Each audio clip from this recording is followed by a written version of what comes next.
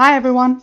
So I'm back, and I guess we have a little bit more than 2 months before the exam.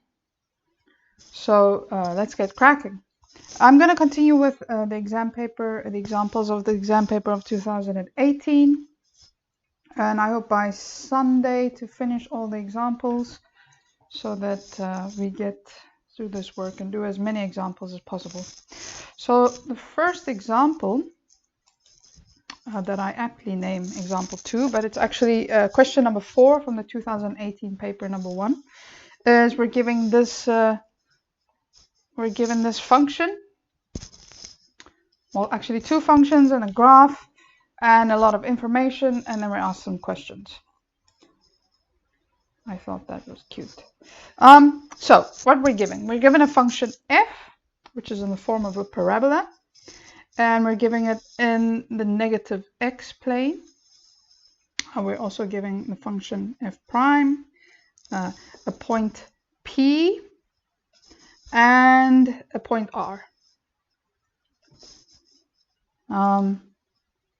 Then the first question then is, well, is this function, this inverse function of f, is it a function? Well, the answer is yes, and it's also for 2 marks. So what you'll write is yes, sure it is a function. And why is it a function? Well, that's a good reason, good question. The answer is that for every value on the x-axis, so for every value on this axis here, there's a mapping onto the function, onto the graph, and there's a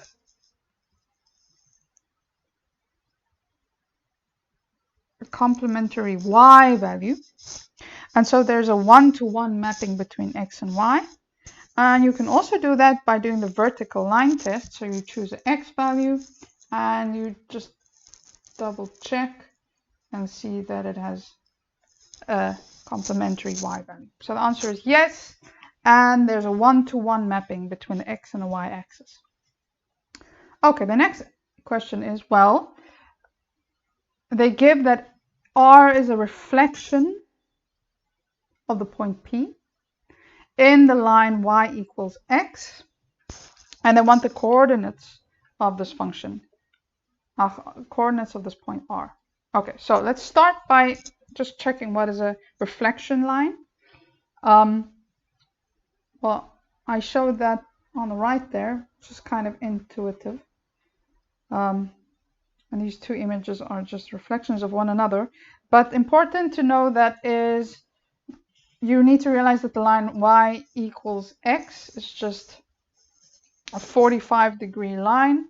It goes through the origin, and therefore the coordinates of the point R is just minus 12 and minus 6. Okay, and let's check if that makes sense. It's got less of a y value. So here the value is minus 12, so there it's minus 6. That makes sense because it's up the vertical axis. And then it's a little bit to the right, so it should have a larger x value in the minus, larger in the minus. So it's minus 6 here, and to the left of that would be minus 12. So that makes sense. You've got that right. Okay, next question. Well, they want the value of a. So where's a hidden? Well, a is hidden in this function given. As I already mentioned, that's a parabola. So what do we need? Well, we have a function. It's very convenient because they've given us this point P on this function. Now, all we need to do is merely substitute the values of this coordinate into the equation. What we get is that minus 12 is 36a, and therefore if we take that 36 over, we get and divide it, we get minus 12 over 36. And that, ladies and gentlemen, is minus a third. Okay, so for 2 marks, the value of A is minus a third. And then the last question is, well, they want us to write down the equation of this F inverse function. And we do this by, also for 3 marks, that's quite a lot. So step 1 is to write down this equation F that we've just defined. Okay, we're going to invert the values of x and y.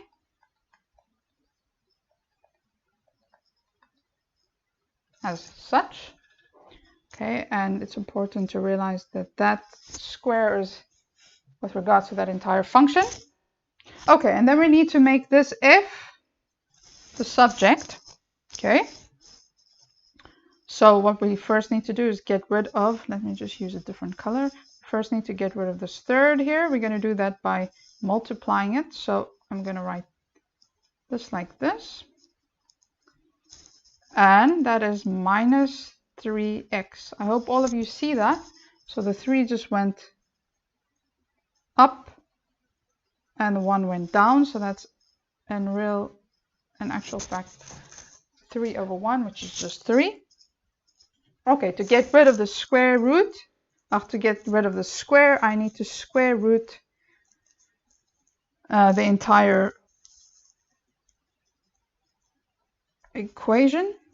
I'm going to write that out neatly so that you understand why this is relevant. Okay, so by rules of exponents, I'm going to multiply that to get rid of the 2 by a half. And that equals, and what I do on the left-hand side of the equation, I have to do on the right-hand side of the equation. So that's minus a third to the power of a half. Now, these two, by the laws of exponents, gets cancelled. So we have this function f, which they also want us to write as y. We have that by itself now on the left-hand side. That's perfect. And the only other thing we need to do is, well, we know that to the power of half is nothing else than the square root. So there that is. But we know that these functions are both defined for only negative x values, and therefore we know that y equals minus the square root of minus 3x. Okay? And that's the answer to this question. Question 4 of the paper.